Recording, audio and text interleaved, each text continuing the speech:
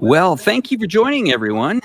My name is Alex, and I'm here with the lovely Vivian. Vivian, say hello to everyone. They're dying to meet you again. Hi everyone, this is Vivian Yan from iChongqing. I'm happy to be here and discuss some interesting topic with you guys. So our time check today, right now, is 18:05 Beijing time. That's right. Lovely weather out here in Chongqing. That's right, around 35 to 37 all week. So we're just going to look at our comments here on the side. We want you guys to let us know if our sound check is good and if our video quality meets your standards. That's important to us here. Thank you for joining us. We have some other people. Hi, Santan. Thank you for joining. Shop is on. Thank you. Great to see you here. As well as Hang. Thanks, everyone. All right, so fantastic. We got a lot to cover in today's show here, and it's been quite the week. Yes, there are some other topics, of course, of interest that we will bring up at a later date, but we're going to kind of keep a little bit of the heavy politics, and I think you guys know what we're talking about, out of this. Great to see you here, Kevin and Hang. Fantastic, your continued support here with our channel here at iChongqing. We did have PTE wanting so bad to get in on this live stream today, but he's in Cyprus right now, and he is lined up for the next live stream here. And as you know, the topic today is recession. Are we in a recession? Are we almost in a recession? Are we halfway there? Or has the word recession be, I don't know, reclassified in Wikipedia? All right, so I'm going to kind of kick it off here a little bit and chat with you guys. I've got a couple of stories that I want to bring up here. I'm just going to go full screen, taking the lovely Vivian off the screen for a moment here. And I want to share with you guys a couple stories that I'm finding very interesting here. And one of them, of course, is we should look at really what's going on with global finance here. And here is a perfect story to bring up here. Walmart lays off corporate employees after slashing its forecast. Let's kind of scan through here and see now, Walmart. What does Walmart mean to the world economy? Well, let me tell you, a lot. And when Walmart starts to trim staff, lay off corporate employees, that's an indication that things are slowing down. Now, it is one of the largest retailers, we'll call it brick and mortars, in the United States. And we also heard from Amazon, who is reducing staff. Now, of course, Amazon peaked during the COVID times with home deliveries and stuff like that. But, of course, Amazon is downscaling. But not all terrible. We are seeing some bright spots in the economy, in the travel and tourism. Well, I guess when you lay off about 80% of your staff, of course, you're going to be hiring some back in the aerial industry. Anyway, I wanted to show here, the U.S. job openings in June dropped sharply, and the labor backdrop remains tight, with 1.8 open jobs per available workers. Now here, I was talking with you guys earlier about Amazon. Have a look at that real close, and you guys can see what I'm talking about. It's quite important, and I figure I'm going to go to full screen on this. I'm seeing some of the comments here. But anyway, there you go there. Amazon headcount shrank by 99,000 people. That's 100,000 people. Now, those people got to find jobs somewhere. Now, where do they do it? They could do it in travel and tourism. But there are dark clouds here. And I'm going to kind of pass it over to Vivian, because Vivian's got some interesting topics she's going to bring up on today's program. We won't keep you too long today, guys. We'll keep you to around about an hour. Hold us to that time frame. And Vivian, take it away. Yep. So, hi everyone. So this is Vivian Yan. So, for those of you who are not familiar with me, I would like to do a short introduction about myself. So I'm right now working as a reporter with the editorial group here in iChongqing, and with a specific focus on the economic and political news. So having to know, like Alex shared some of the like some information to us, that having to know that some of the giant corporations like Amazon and Walmart are cutting off their employees. So I would like to talk about this recession, like how China or like even here in Chongqing deal with this recession, and what are some practical measurements that have been implemented to cope with the recession. Because as we know that recession is, something like happening worldwide. It's not only happening in North America, Europe, but here also in Asia. So how we are actually dealing with the whole recession thing. So first of all, I would like to bring like a topic, like bring a side about the the employment side. So first of all, I always believe that only the sustainable and healthy employment from market players could promote employment and also trying to avoid recession. So here's the one thing I would like to introduce to you guys, because as you guys know that I'm here in Chongqing, and we have interviewed a lot of enterprises, also some of like freelancers, and also even some corporates. So here is one thing that Chongqing has been doing. They are actually creating an intelligent employment platform. So what is this kind of intelligent employment platform? It is actually to realize the resource sharing of employers and employees, basically making the communication to go more smoother, and like having a really smooth connections between employees and employers, and basically the recruitment information of employers is open to all graduates of college and universities, and vice versa, to improve the recruitment efficiency to a large extent. So it's very interesting that this specific platform is designed for our graduates of colleges and universities. So for those fresh graduates who are kind of like hesitate about their future job career, or what kind of industry they will put they will kind of like interested in. So this kind of platform actually are open to them, and for them to browse some interesting things they would like to do online. And this network also aims for various functions provided to students, schools, and enterprises, such as like video interviews and online signing contracts. So that's something that probably a lot of people heard for the first time, online signing contracts. So that's very interesting because as we know that during the pandemic, a lot of things cannot be achieved. So, for example, face-to-face communication in terms of like negotiating with your future employers and potential employers. So having something like that, like intelligent employment platform, can actually help to connect the job seekers and the employers in a very effective way. So actually, this network not only it will analyzing not only it will provide like video interviews and online signing contract, those kind of things, it also provides like consulting services and analyzing employers demands and graduates job intention. And since this is kind of platform that designed with the application of big data, 5G and AI, so it can actually offers the government like an opportunity for them to forecast the employment situation and to offer more timely and accurate as well as objective consulting services.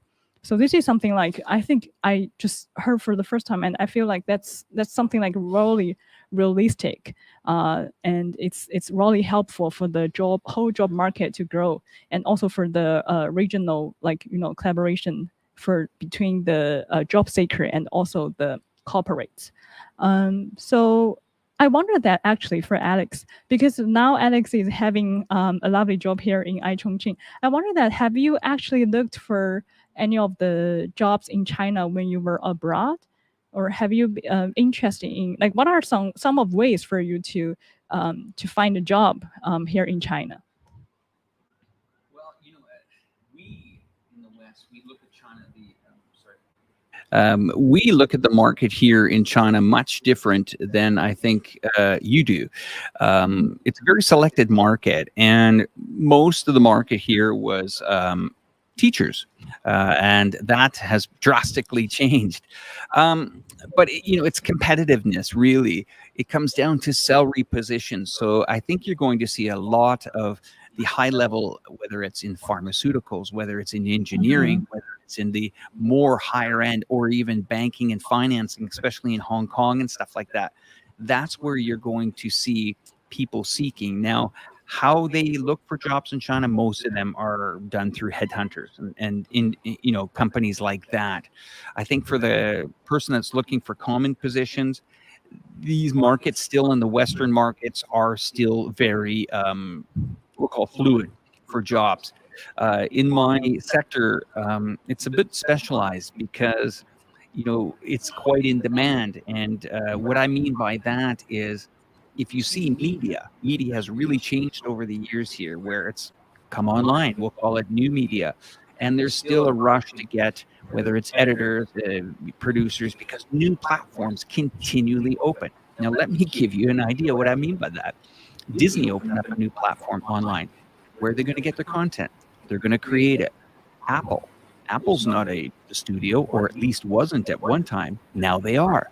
Amazon, massive company, has a digital, entire digital catalog for people to purchase movies on. Well, Apple, Amazon, all these players can't have the same content.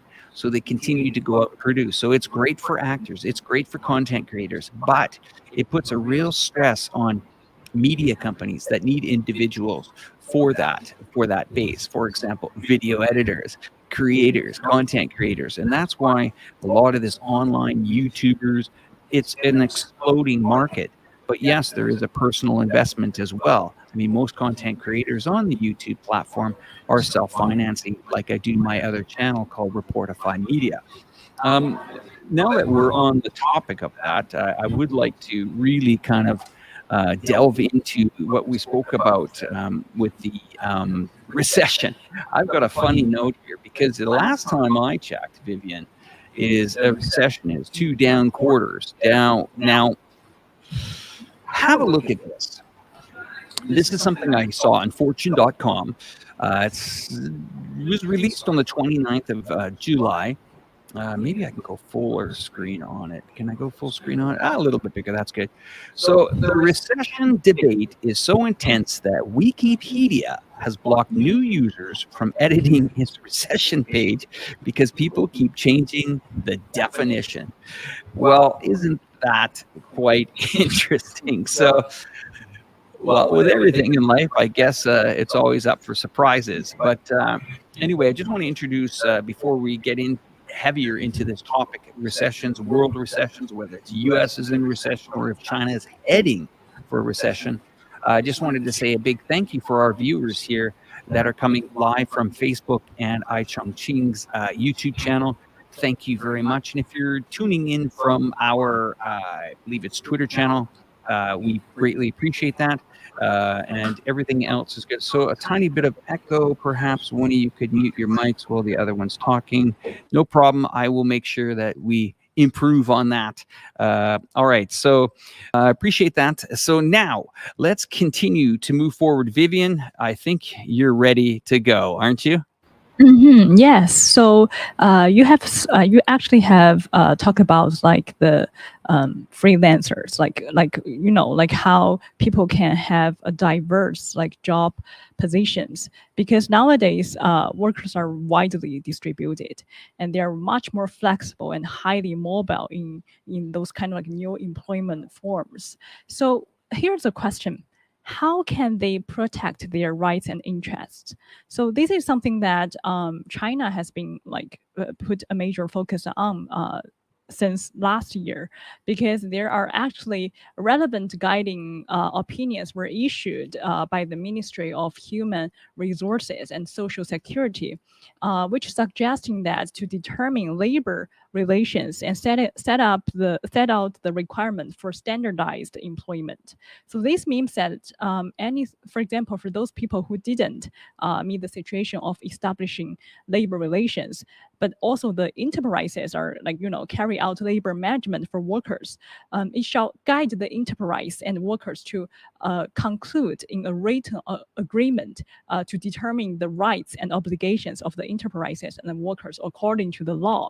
So this has been put in a really serious position, because everything that relates to law means that it's like a bigger improvement, sending the real care for the those freelancers, and also for those job seekers who are not officially like establishing the labor relations. So I think this is something like worth to mention because because you cannot imagine that there were about 84 million sharing economy service providers in China in 2020. So as you can see that for this enriching content for the like the different kind of new employment formats, and we are and I'm happy to say that the government actually is putting the reactions on that and putting that in a law that it has to be a written document drafted. And between those kind of like freelancers as well as the corporates. So here is another interesting point I would like to raise about it's nothing something factual like I have talked about before. It's actually really like a small move actually make people feel that it's it's such a warm piece of information. The labor's harbor, which actually the aim for the labor's harbor here in Chongqing is to show respect and care for labors because it has become a warm home for more and more workers. So what is this labor's harbor? Let me explain to you. So this is kind of like a little room, and for the outdoor, especially for the outdoor workers such as the like sanitation workers, takeaway clerks to rest their feet and to have a glass of water to cook to actually to have their meals cooked in a small microwave oven, something like that. And this kind of the labor's harbor also provide the free breakfast for those outdoor workers. And considering about the Chongqing scorching sun, like this really hot weather, and having a room like that, with the air conditioner, it's really good. So I think this is something that just like small things, I really make people feel that it's really warm. And there's actually one time I accidentally visited one labor's harbor here at the Beibing Road of Zhangbei district. And this small labor has not only the electric appliance, but also provides daily necessities such as medicines and umbrellas. So for those of you who have never been to Chongqing, Chongqing is a city actually rains a lot. So it's really good to have, something like umbrellas inside the labor's harbor for those outdoor workers to carry when they need it. And there's another plan for Chongqing government, which it clearly states that a modern and multifunctional comprehensive sanitation facility will be built through the platform of this labor's harbor, which means that there will be upgraded one soon. So I'm really looking forward to it because having to know that it means that the government here actually really sending, show respect and care for the outdoor workers. And, small things like that will actually encourages our workers to work hard. And, everybody is really hardworking. So it's something like that. It's really make people moved. So how do you feel about this, Alex, after hearing a story like that? Well, I know the size of this city. It's massive. And I understand its challenges. And this brings me to another point here in the program where I'm going to bring on a little bit of a sound bit for you guys here. Now, I've been following this guy since 2007. He predicted the housing crisis in the United States, and he predicts a lot of challenges. And he's been screaming to the high heavens here that this economy is about to buckle unless a few certain things are done. And I'm going to play a little bit of a sound clip from him, but his name is Peter Schiff. He's an extremely intelligent guy. He runs Euro Pacific Finance. I've been listening to his podcast, for a good, let's see, about 14 years. When this guy makes a prediction, it's usually right. He made another prediction that I'm going to bring up right after his comment that he nailed it to the T, okay? And let's have a listen to Peter here.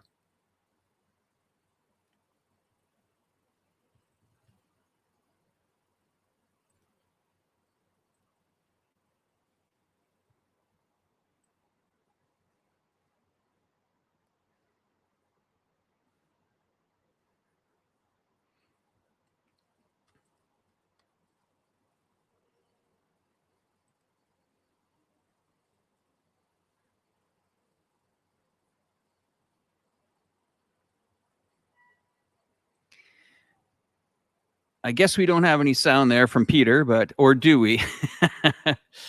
Anyway, no big deal. It was Peter Schiff. He is a well-known finance guy in the United States, but I'll go on to another story since we can't seem to get Peter on there anyway. But no big deal. Here it is here. He made a prediction about cryptocurrency. And this company here, now you guys, if you can hear me, I'm going to tell you a bit of a spooky story here. Okay. Thanks, Hang. I appreciate that. Okay, so here's an interesting story that Peter predicted, and it was in the crypto space. Now, Peter was so brave to bring on the head of one of the largest, that's right, one of the largest crypto financing, I guess, institutions. You can't really call them banks, but he brought him on his program and he called him out, even when this crypto company was doing extremely well. Now, I'm going to tell you why I'm bringing up the cryptocurrency now, because we're going to move over later in this program to talk about digital currencies and its benefits. But the crypto space has always agitated me because there is no regulation at all in this space. Now, yes, some people have made a lot of money, but have a look at this headline, and Peter Schiff predicted it 100%. Okay, it was quite amazing that he predicted this, but have a look at this headline. From $25 billion to $167 million, how a major crypto lender collapsed and dragged many investors down. And it goes into detail. There are tens of thousands of Americans dragged down in this, but it ain't over. This story has much more to go. They were promising people major returns on their money of 20 to 50% in a year. Invest now, do all this stuff. Now, this is crazy because when you see these figures coming, they are astronomical. Who will get their money back? Well, they've gone into Chapter 11 liquidation. And basically what we're hearing, and that's right, 1.7 million customers held responsible, or sorry, not held responsible, are unfortunately the victims here. And yes, you're right here. I'm just going to put up nameless warrior. Peter Schiff has been shunned by all the major U.S. MSN mainstream media outlets for not complying with their narrative and speaking the truth, which embarrasses the U.S. government. If you ever want to see a great video, look, Peter Schiff was right. And you can put that into YouTube and you will see right, left, and center videos about his prediction. Well, he had the head of this company on Celsius on his program a few months back and said, you're running a Ponzi scheme. This is going to blow up. And it certainly did. 1.7 million people taken down. And another thing is, it's the domino effect. Now who financed that company? They fall. And who financed the company? They fall as well. So why do I bring up crypto is because here's the important part. People are trying to deal with, and we spoke about this last week or the week before with Vivian on this program. People are trying to deal with inflation. So you have, grandmas and grandpas and everybody trying to get that little extra edge to pay for that electricity bill, to pay for that water bill, to pay for that gasoline that has doubled in the last year, to pay for that shipping, to pay for that importing. We're talking millions of people are trying to get that back. They're trying to find that money somewhere. If they can't find it by putting savings in the bank, well, somebody's just wiped out $25 billion. And what's amazing here is that you see a lot of uproar here with, there was some financial issues here in China a few weeks ago. Made every major headline. I don't even have to bring it up. But yet, one guy in his company can rip $25 billion of people's money from them, and it hardly has a headline in the news. That's amazing to me. So that just shows me that the irresponsibility to not properly monitor or regulate capital markets, crypto markets in the United States, it's a free-for-all. Now, what does that say? people can rip people off. It's okay. Sometimes you win, sometimes you lose. I mean, is that really the strategy that the US wants to go up against China here? And here's the problem. When you have one of your major partners as your buyers and one of them as your sellers, you're collectively in a marriage here, and it gets very, very complicated. Now, you'll get pushback from the Americans saying, well, China needs to do more for its environment. Well, the American, one country, United States of America, is responsible for 25% of all goods shipped in the world. So if they didn't get the Chinese to make all those goods on the mainland China, would the pollution be less? Well, you better believe it would be. If they made them all over in the United States, well, they're already the number one consumer of electricity and oil and gas. Well, I mean, so all these things have a shift. And this is where I'm going to go over to Vivian. I know she's got a couple more points that she would like to probably bring up because she brings the facts to the programs. And I guess I bring a little bit of the flair, I guess we could say. Anyway, over to you, Vivian. Okay, so so I think I always like this combination that Alex brings some of like the international what is like internationally happening right now, but I'm like more bringing about like a Chongqing angle, also like a China angle regarding their ways of dealing recession. So after employment, there's another format for which we can say another form for China to avoid its recession is to boost the consumption, because consumption always plays as a fundamental role in China's economic development, and it is also the main driving force boosting economic growth. So I bet a lot of people actually who have stayed in China for a while have heard about this e-commerce shopping festival, which stimulates customers' purchase desire and shoring up the economy amid the resurgence of the domestic COVID-19 cases and also some of the external uncertainties. So I bet that you may also have heard about the Alibaba's successful Double 11 shopping festival, which is 2.5 times bigger than Black Friday and Cyber Monday combined. So you can imagine that how big it is and what are some, commodities can be offered and what are some things you can buy with really good discounts. But that's not where it ends for the shopping carnivores in China, because more and more e-commerce platforms have established their own festivals to draw customers and drive sales. For example, so we have those kind of sales, specifically designed for Valentine's Day, Girls' Day, Women's Day, Men's Festival, you name it. We have like tons of those festivals going on just for e-commerce and having people to consume things, to purchase things.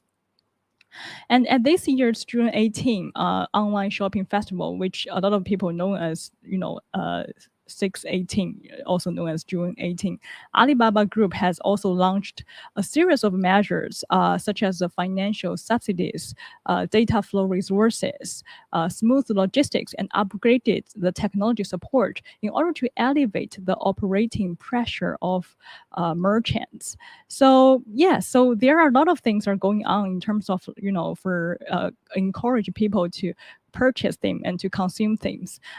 For myself, like I even bought a projector actually just inside my bedroom on the for the June 18th online shopping festival, because it has really good discounts, and for someone like me, I always like to purchase things with if they have discounts, unless I won't purchase anything actually. So Alex, did you actually buy anything for this year's June 18th the online shopping festival? June 18th. Okay, now I'm targeting the dates here, and I'll tell you why. Because my wife arrived on, I guess it would be early July, and well, no plug for Alibaba, because AliExpress we always ordered a lot internationally because that was one of their international platforms, AliExpress. But I can tell you, Vivian, the Taobao orders are coming very fast to my house. So if we miss 618 this year, I guarantee you that my wife is definitely going to figure it out when the Taobao comes around next year. And yeah, there are. What did we got? We got 1111. We got 618. What else? What else have we got? We got Double 11, which is happening on the 11th of November. So you can aim for that one actually, because that one will have even like a further discounts, because that one was actually kind of like the original festival that coming from. So that normally people were waiting for that one for for things they would like to purchase. And even for myself, a lot of young people like me here in China, we purchase everything online. We purchase our daily expenses, like like we purchase, we even do our grocery shopping online. And because of this logistics and everything is so convenient, and for some of the surrounding areas here in China, you only need like 2 or 3 days to waiting for your parcel to be delivered. And here's one thing, because I was studying in Canada before, and I don't want to even talk about the Canadians Express in terms of the sending out the parcels. And Canada Post. Yeah, Canada Post. Yes, that's actually the right one, Canada Post. And when there's parcel delivered, but you were not at home, you have to pick up your parcel or some at a grocery store called Shoppers. I'm not sure if you know that. Alex, but basically you have to have this card, delivery card with you, and they will check your ID and everything in order to get your parcels back. And it takes a lot of effort. Sometimes it's really time consuming. But we have no choices because that's the only way for you to pick up your parcel. But here in China, like it's very convenient. Even for some of the, kind of like far regions like Xinjiang or Xizang, it only takes you probably like 1 or 2 more days. Like it would be like 5-day maximum to get your parcels delivered from Xinjiang or Xizang. So I think, like living here back in home, it's really convenient. And for me, I think it's, I'm much more comfortable like ordering things online and to waiting for my parcels to be delivered successfully. So yes. I brought an image up here, and I'd like everybody to see it here. Now, this is very interesting. We'll call it a China parcel locker, which would work very well for what Vivian just said in Canada. Now, it's quite interesting what it is. Let me see if I can enlarge it a little bit more for everybody. Maybe no, I don't think I can get a bigger picture.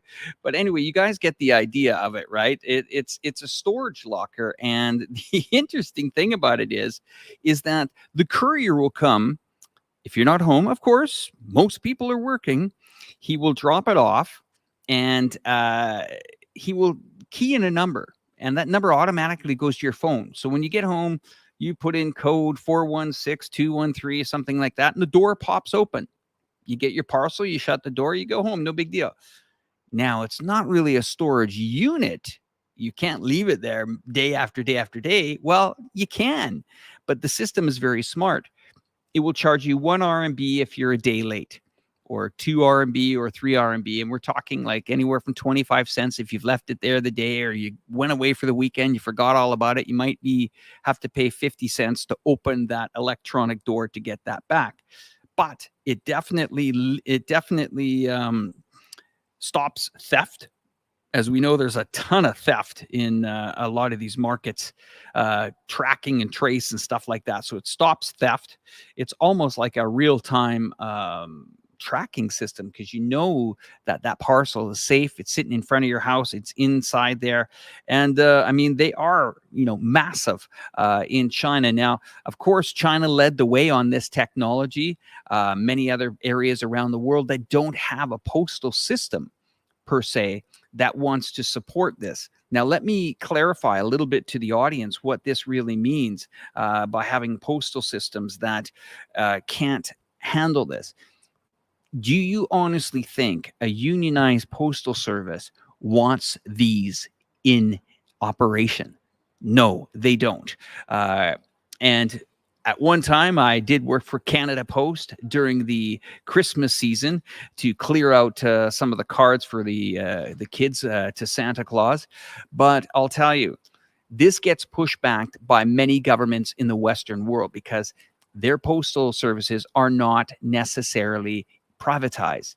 If they're not privatized, well, here you go. People will say, well, we pay taxes. We want our mail delivered to our house, not to a box outside. Well, here's the challenges of countries that move forward with innovation, and then there's countries that get left behind. And this is a prime example. This innocent little box here does really actually say a lot about integration and innovation in countries. And we have some people that have said here on the program, Austia and oh boy, I better not pronounce the second name there because these are friends of mine here. Anyway, parcel lockers with SMS notifications are a huge thing in Eastern Europe. There's no e-com that doesn't use it. Many major companies are rolling out their independent ones too. Very true on that point. But what I wanted to say again is you will not find a lot of this happening in the United States, which is one of the biggest markets to ship items to from China. Why don't they want this? There's pushback. Why doesn't Amazon invest in something like this? They try. They do have temporary lockers, but not in communities. And China has really figured it out in an area where, it has the communication. It has the devices. Not only are these devices connected, some of them are connected using 5G technology. And that's where we go more advanced forward with 5G technology. Imagine having a community that really wants something like this, but can't because a connectivity issue. I was looking at a lot of the things in London when I was there last, their phone booths. They were saying that most of these phone booths had to have electricity put into them because some of them actually had heating at their time. Some of them needed electricity to really power the phone systems. And battery technology, again, sorry to ramble on here, Vivian, but battery technology, 5G technology, China is the leader at building, lithium batteries. China is the leader at wiring 5G networks, and China will continue to be the leader, showing the best way forward for these kind of things. I'm going to pass it back to you, Vivian. Yes, I'm really glad that Alex provides so much more information about this, how this whole process about the delivery process going here in China. And I would like to bring another point about how China has been boosting the rural economy based on using some of the technologies. We are adding 5G stations not only in the urban areas but also in the rural areas. A lot of counties and districts here in Chongqing have added the 5G stations. So that actually provides a fundamental role for the for some of the rural commodities, rural agricultural products to be shipped to all over the world. So here is one thing. Last month, actually, I bought a box of plums actually from Wuxi district because everybody knows that they produce really juicy and fresh plums. So that's why I ordered something online, and it was coming from Wuxi, and I got it next day or something. And it's really good because this kind of thing are kind of promoting the rural economy and boosting, as we can say that the e-commerce now is boosting the rural revitalization. And also sometimes people can actually receive the consumption coupons. Those coupons actually get your products to be discounted, and having the products to be purchased really low price but also with a good quality. I think everybody wants that. Every customer would like to have that moment.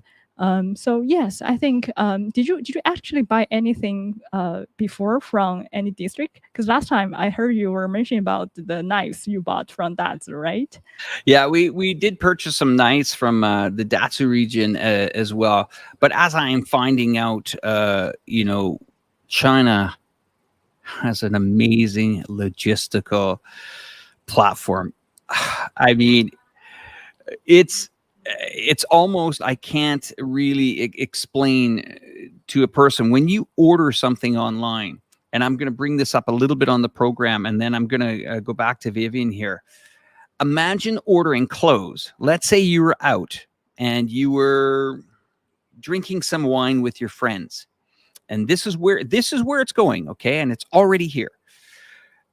You spilled some wine on your white shirt during dinner. Well, the platforms now have an indicator or a GPS indicator that when you go on these platforms, let's say you're looking for a shirt, apparel, something like that. It's just an example I wanted to give the audience. And you wanted to order the shirt while you're at lunch or dinner, geolocated, delivered to you from a supplier. It's possible. I had a friend tell me that he was out playing badminton with his son and one of the little birdies broke and it almost spoiled the day until he got his Taobao out and he delivered it, and they went for a quick drink and came back and the delivery guy was there. It's happening in the food area as well, where a lot of these restaurants now are going towards more of the block restaurants where they will showcase their restaurant on the internet. They will show the quality, how great the food is, but there's no storefront to it. So it's like a warehoused restaurant or whatever, but that's the production cycle where, let's say you wanted to open up a restaurant 5 years ago, you had staff, you didn't have world pandemics happening, you didn't have governing laws putting a lot of taxes on that. You had a lot of regulations, red tape, liquor licensing, store opening hours, insurance, location, and all that. Well, now with a nice website, a good website, connected well to a massive delivery platform that has greatly grown since the Ubers have come into the market. I shouldn't even really say Uber. I should say Didi and show a little bit more respect for that market, because Didi is one of the leaders, and as well as T3 here locally. And I can continue to go on and why this innovation is so important. We have a car maker here locally called Chang'an. I think I've pronounced that correctly, who is actually in cooperation with T3 to speak about, making battery powered cars. So imagine that. An automobile company working with a application platform that will probably work out a pretty good deal or pretty good financing deal. So somebody that wants to start into the driving business. Now, in other platforms, in other countries, you'd have to go out and get your car. You'd have to then kind of get the insurance for it. It'd be a difficult process. Imagine one-stop shop business here. That's what China's all about. That's the direction they're going. They're not just finding it in taxis. They're trying to find it in restaurants. They're trying to find it in logistics. They're trying to find it in selling fruit from other districts, even around our area. Anyway, back to you, Vivian. Yes, I think Alex has explained like so many details about how this whole thing is happening, and I think it really just make people's life much more easier. And also, I feel like this is an excellent chance for some of the foreign brands, to understand what the Chinese market can mean for them in the long term. So maybe they can start to think about, exporting some of the goods, and also to put their brand actually opened here in China, just having more options for Chinese customers to purchase things. Yes, I think this whole thing just makes me realize that living in China is such a wonderful thing, actually. And considering that I've been like studying in Hong Kong before, and I've been living in Canada for a while, but actually, after all of this, I decided to come back to China only because the whole thing just made my life much more easier. Do you agree, Alex? I mean, yes, Vivian. To continue to well, okay, if we're gonna pull the band-aid off, as we call it, as my brother-in-law calls it, pull the band-aid off, Alex, and get right into it. It's true. You're seeing an economy, even during the pandemic, still having to provide to the world. We're talking every country needed to have some product coming from China. Now imagine if these logistical lines were closed in your countries. What did you do? China maintained it, still worked through it. Wasn't perfect, but it there's so many details that we can get into here, and I'm reading some of the comments here, and some of them are spot on. One from Hang, he was saying that Chang'an, BYD, Neo, these are all, we'll call it energy efficient cars, or EC cars, or environmentally friendly cars, or battery powered cars, or whatever you want to call them. They're all doing very well. True. But then again, the second that they do very well, or the second that they are a threat, let's say to the big three in the United States, the sanctions start to roll out the next morning, and Americans or, other Five Eye countries target them, and that is unfortunate, because let me try to get into a little bit more details on how some of these logistical lines, or even these assembly lines, work in the United States. And I have this for my viewers, and I'm not trying to beat the drums here on American viewers here, but I have to be very clear with you. You have a crisis going on in your country right now, where you can't buy many things that are needed. We don't want to get into the powdered milk fiasco of a few months ago, and we definitely don't want to get into some other markets that are extremely affected. But I'll give you an idea. I had a friend that just recently moved to Nevada. He built a new house. It's not on time. It's going to be delayed. Refrigerators delayed. Can't get a refrigerator. Can't buy a sofa. Can't get a washer and dryer. Delayed. Went to buy a car from an automobile dealership the other day. Not many to choose from. No chips for the cars. Now, it comes down to, why is this happening? Well, we got to look back a little bit different aspect here. When you hear something is made in the United States, let's call it the automobiles, for example, whether it's a Chevy or Ford, you hear not manufacturing plant, you hear assembly plant. Those are two very different words, manufacturing and assembly.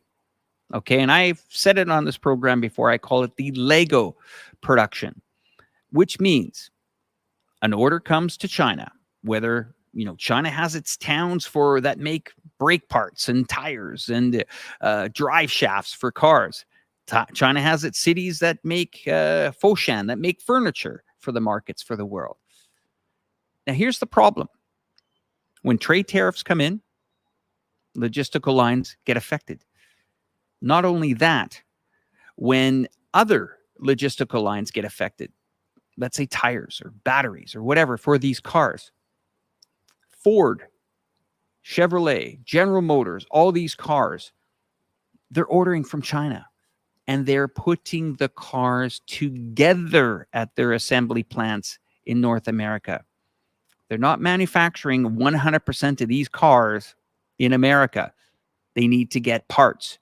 And if you don't have a steering wheel, if you don't have tires, you don't have a battery, that car ain't going to get rolled off that assembly line.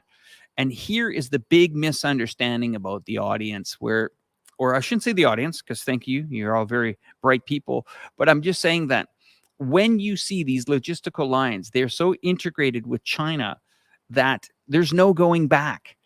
I've always made a challenge to people that have said to me, oh, well, I don't want to buy made in China. I'm tired of made in China. I'll never buy made in China. I don't like that, And I say, well, name a TV manufacturer in the United States. 330 or 350 million Americans. I'm not sure how many there is. There's between 350, I think, something like that. They all buy TVs. Why isn't there a manufacturer of TVs in the United States? I mean, TCL kind of manufactures there, kind of on a licensed agreement. I mean, iPhones.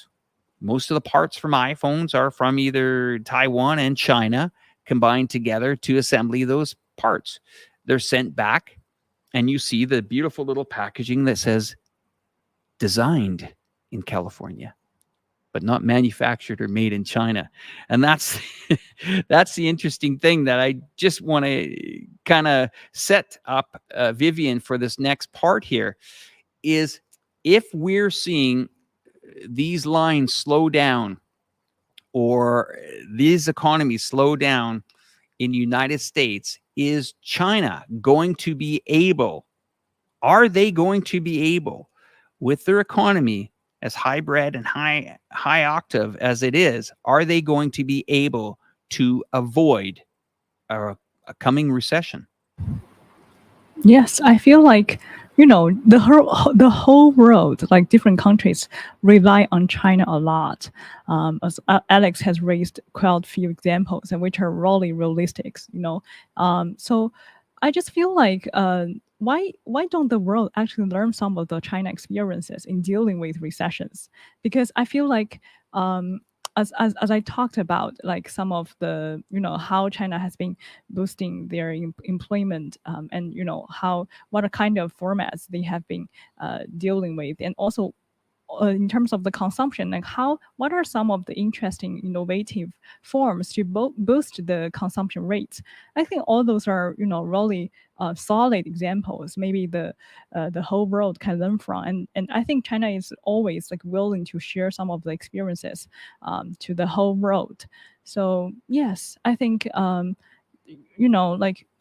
having to know that the world is changing so fast, and with this recession problem, I think the whole world can deal with this together, and not only just focus on their own country's problems, but having a reference to what other countries are doing. I think it might be a good idea. Vivian, you bring in a very good point here, and I want to kind of continue to shift and push forward with this program because we're going through some very vital things that I think are important here. This one here, and as you were mentioning, you were talking about employment, innovation, finding ways to get people jobs. How do we employ, or how do we get a country of 1.5 billion ready to be prepared for this? Well, they are always a step ahead of us, okay? And I am talking about the government that makes the choices for the people here. Digital currency. Now, feared in many other countries, massively welcomed here in China. Now, you might say, why is it welcomed here in China? Well, since I got off the plane here a year ago, I have not seen currency more than twice. Now, that might be hard to fathom if you're a viewer here, but if you know China and how it innovates, you use this to pay. You use this to get on the subway. You use this to order your food. You use this to basically call a taxi. You use this to save your life against COVID because it's an active contact tracing apps that are on here. And they are very innovative to the point where they're getting so smart with this that they're bringing certain municipalities that are saying, wait a minute, we need a one-stop app for everything in our community. If a traffic light is down, report it online. If there's a hole in the pavement that needs to be repaired, report it, send it, geolocate it, done. Now, there's a big fear in this world about information. There's a big fear about, do they know too much about information? Let me be very, very clear. Many of these Western countries during the pandemic showed their true colors on how much information they had about everything. Okay. They've got the whole lock, stock, and smoking gun is what I would say on it. They have everything. To say that they don't, wishful thinking. My Canadian government gave me a very good example of that when they actually seized bank accounts within 48 hours after people were donating to a protest in the country. So anyway, moving forward with that, digital currencies, why are they important? Well, even though China has a lot of low crime, it does really eliminate money laundering. Now, you might say, well, how is that a big deal? Well, it is a big deal. I gave you an example earlier on in the program here about $25 billion that was ripped off by 1.7 million investors. Good luck trying to pull that off in China.